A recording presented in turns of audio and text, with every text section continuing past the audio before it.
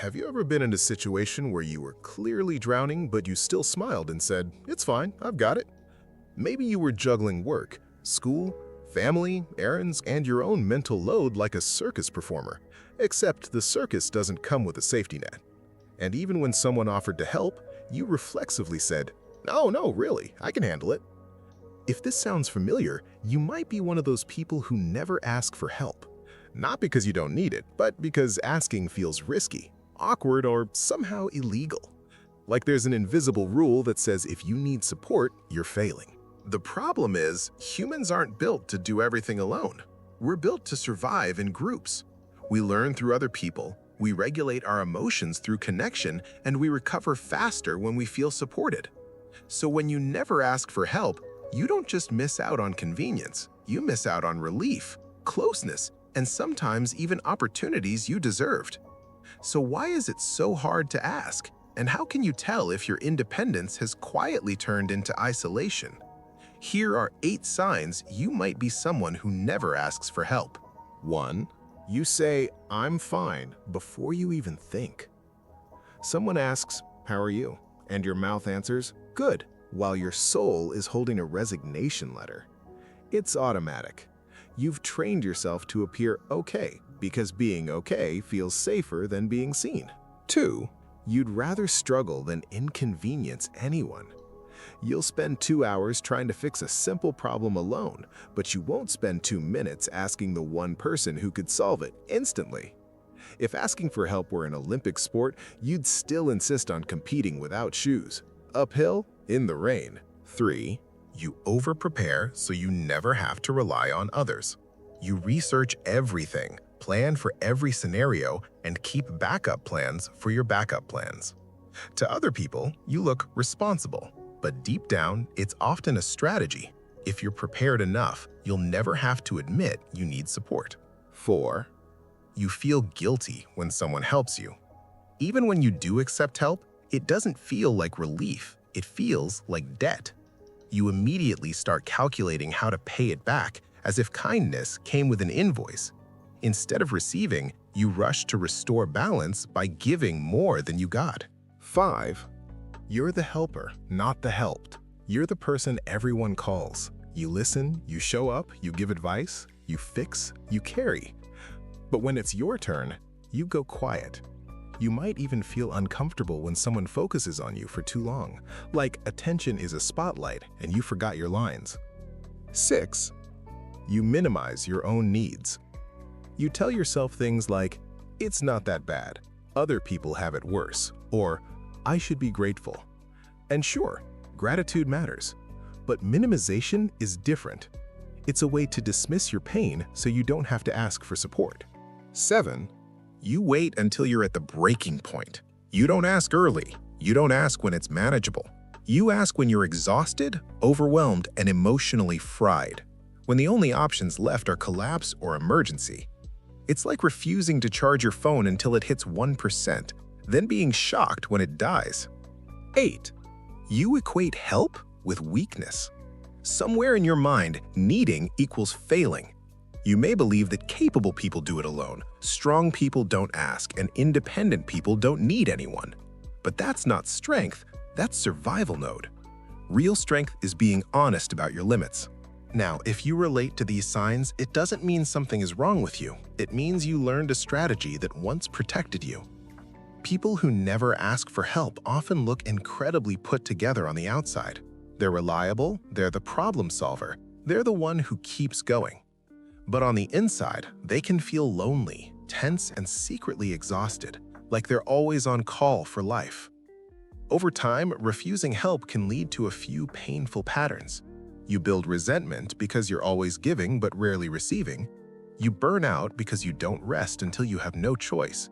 You start feeling emotionally disconnected because intimacy requires vulnerability. And the worst part is that it's self-perpetuating. The more you handle everything alone, the more people assume you've got it. They stop offering, not because they don't care, but because you've taught them you don't need anything. So you end up feeling even more unseen, which makes asking feel even harder. For many people, never asking for help starts early. Maybe you grew up in an environment where your needs were dismissed, mocked, or ignored. Maybe you were praised for being mature or easy, so you learned that being low maintenance was the way to be loved. Or maybe you had to become the responsible one, handling problems, keeping peace, or taking care of others, so asking for help felt like breaking your role. Another common reason is fear of rejection. When you ask for help, you reveal vulnerability, and vulnerability is scary when you've been let down before. If you've ever reached out and been met with silence, judgment, or figure it out, your brain remembers. It learns, don't risk that again. Some people avoid asking because they fear losing control. Help can feel unpredictable. What if someone does it wrong? What if they judge you? What if they use it against you later? So you keep control by doing everything yourself, even if it costs you sleep, peace, and sanity. And sometimes it's perfectionism. You don't ask because you don't want anyone to see the messy middle. You want to present the finished version, the polished result, the I handled it story. But life is mostly messy middle. If you only allow yourself to be seen when you are okay, you'll always feel alone when you're not. So how do you start asking for help without feeling like your heart is doing backflips in a tiny elevator? First, start small and specific. Instead of, "Can you help me with everything?" try, "Can you look at this for 5 minutes?" Or, "Can you remind me tomorrow?" The smaller the request, the safer your nervous system feels. Think of it like strength training, but for receiving. Second, use a simple script. When you're anxious, your brain loves to go blank. So borrow a sentence like, "I'm having a hard day. Can I talk to you for a bit?" Or, "I could use a second opinion." Or, "I don't need you to fix it, I just need you to listen." Simple, clear, and no dramatic speech is required. Third, ask in levels. Level 1 is micro-help, a quick check, a small favor, a reminder. Level 2 is practical help, splitting a task, getting advice, planning together. Level 3 is emotional help, support, comfort, reassurance, and presence. If level 3 feels impossible, start at level 1. You don't have to jump into the deep end, you can just dip your toes in. Fourth, separate help from worth. Needing support doesn't mean you're incompetent, it means you're human. You can be strong and still need rest. You can be smart and still need guidance. You can be independent and still choose connection. And if your coping mechanism is, "I'll just Google it," congratulations, you're one late-night search away from earning an honorary degree in overthinking. Fifth, practice receiving without overpaying. If someone helps you, try to say, "Thank you, that means a lot," and stop there. No panic gifts, no immediate repayment plan, no emotional interest rates. Let kindness be kindness. And finally, notice who feels safe. Not everyone deserves access to your vulnerability. Start with people who have proven they can be kind, consistent, and respectful. Asking for help isn't about depending on everyone. It's about choosing the right someone. If you're the type who never asks for help, you might not even realize how heavy your load has become because you've been carrying it for so long.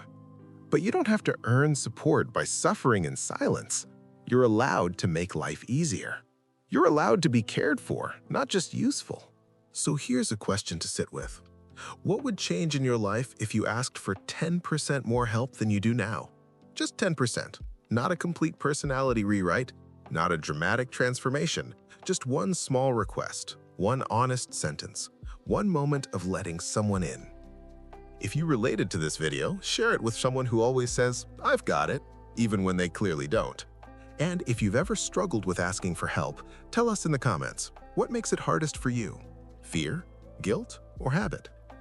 Don't forget to subscribe for more psychology content, and as always, thanks for watching.